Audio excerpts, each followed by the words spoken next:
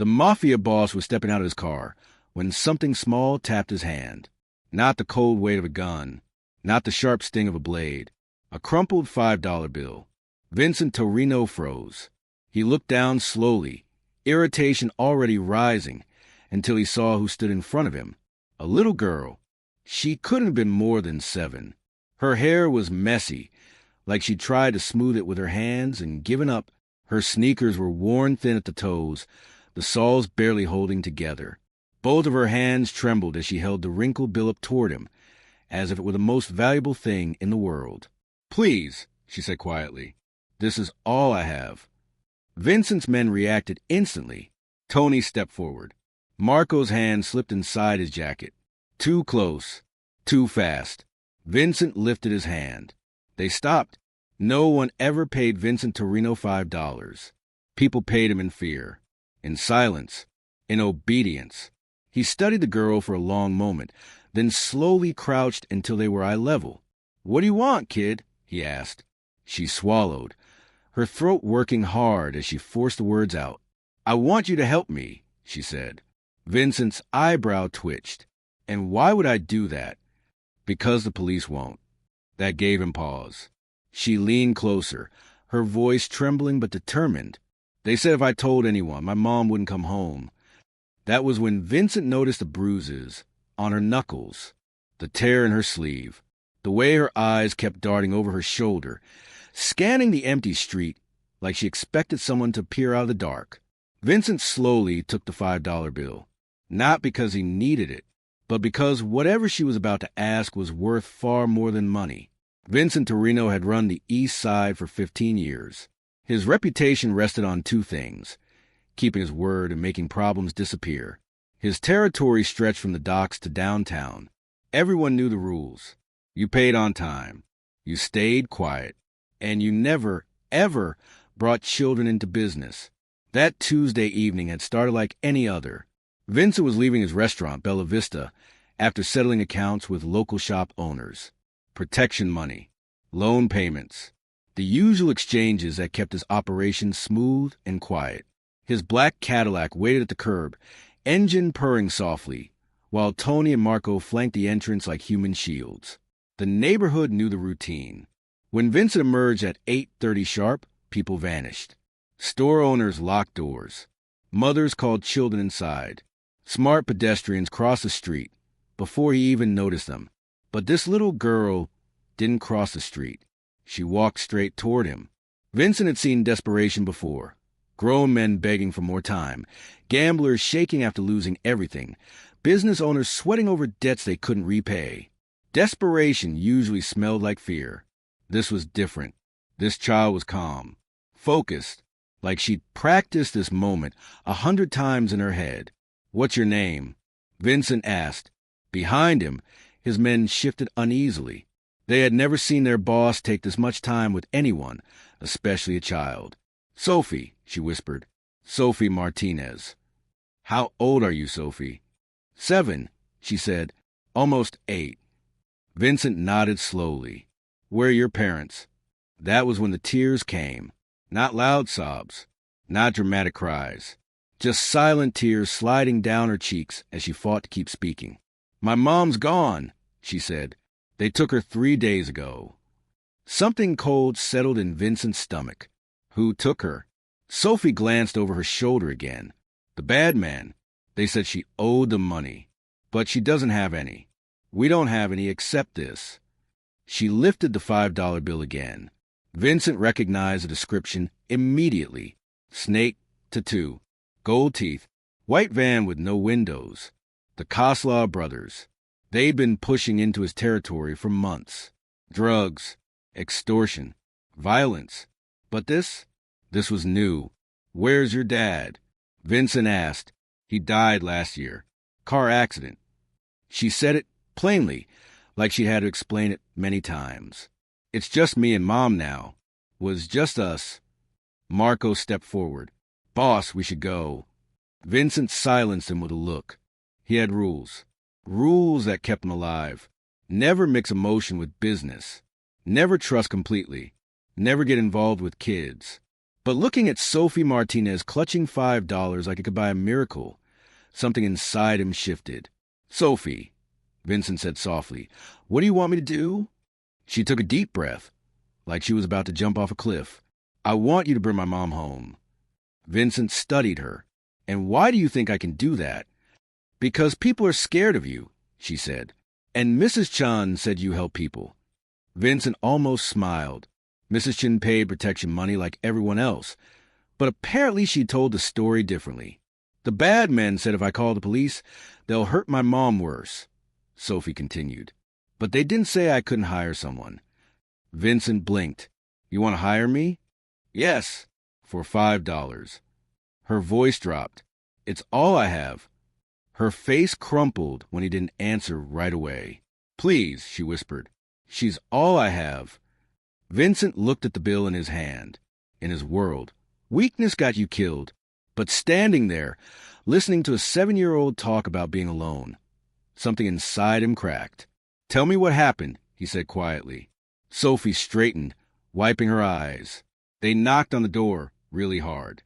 Mom told me to hide in the closet. They said my dad owed them $20,000. Vincent's blood ran cold. My mom showed them her phone. Our bank account had $43. She paused. They said she could work it off. And when she said no, they took her. She swallowed hard. They said they'd come back in 3 days. "Tonight," Vincent said. She nodded. "And where have you been staying?" "In our apartment. I made peanut butter sandwiches." A 7-year-old, alone, for 3 days. Vincent stood slowly. "Sophie," he said, his voice firm, "I'm going to help you." Her eyes widened. "Really, I give you my word. Your mom will be home tonight." Tears spilled freely now. As Sophie ran toward Mrs. Chen's store, Vincent turned to his men. "Call everyone," he said quietly. The Koslaw brothers had made a mistake. They had touched a child. And Vincent Torino was going to make sure they never did again. Within 20 minutes, Vincent Torino's entire operation was in motion. Phone calls rippled across the city, like stones thrown into dark water. Crews from the docks, enforcers from downtown, specialists who handle problems that never reach police reports. By 9:15 p.m., 37 men had assembled in the back room of Bella Vista. They weren't reckless criminals. Vincent had chosen them carefully over the years. Men who understood discipline, loyalty, and silence. Ex-military. Former cops who crossed lines they couldn't uncross. Men who knew how to make things end cleanly. Vincent stood at the head of a long table covered with maps, photos, and weapons. "Listen up," he said calmly. The room went silent. "The Koslaw brothers cross a line tonight that doesn't exist." He placed a photo on the table. Sophie, 7 years old. Several men shifted uncomfortably. Kids changed everything. "They took her mother," Vincent continued. 3 days ago. They're holding her in our territory." Tony cleared his throat. "Intel says they're holed up at the container yard near the old steel mill." Vincent nodded. "How many?" 12 to 15. "Armed. Sloppy." "Good." Vincent said coldly. "We go in quiet. We bring the woman out alive. Anyone who touched her doesn't walk out." No one argued. Vincent's oldest lieutenant, spoke up. "Other victims?" "We get everyone out," Vincent replied. "Tonight, we end this completely." A phone buzzed. Vincent glanced at the screen. A photo. A woman tied to a chair inside a shipping container. Bruised. Terrified. Alive. Rosa Martinez. "They sent this thinking I'd pay," Vincent said. They were wrong. The convoy rolled out 10 minutes later. 3 black SUVs. No headlights until they reached side streets. Routes memorized years ago, avoiding cameras and patrols. The warehouse district was dead. Abandoned buildings, broken lights.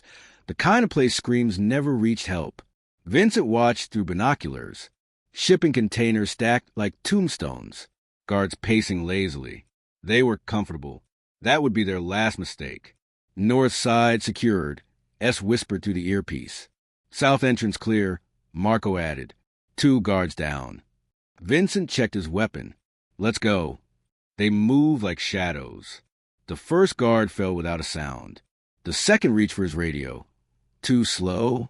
Inside the containers, Vincent found proof of everything he'd feared.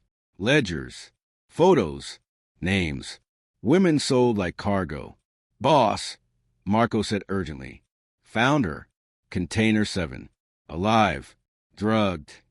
Vincent closed his eyes for a second. Get her out. Now. Another voice cut in. We found 4 more women. All alive. The Koslov brothers hadn't just crossed a line. They'd built an empire on suffering. Container 15, Vincent said. That's where this ends. The brothers were inside when Vincent breached the door. Dmitry Koslov looked up from a pile of cash. Alexei was on the phone. Neither had time to finish moving. We can talk, Dmitry said quickly. Business is business. Vincent stepped closer. You're right, he said calmly. And your business is over. Alexei tried to bargain.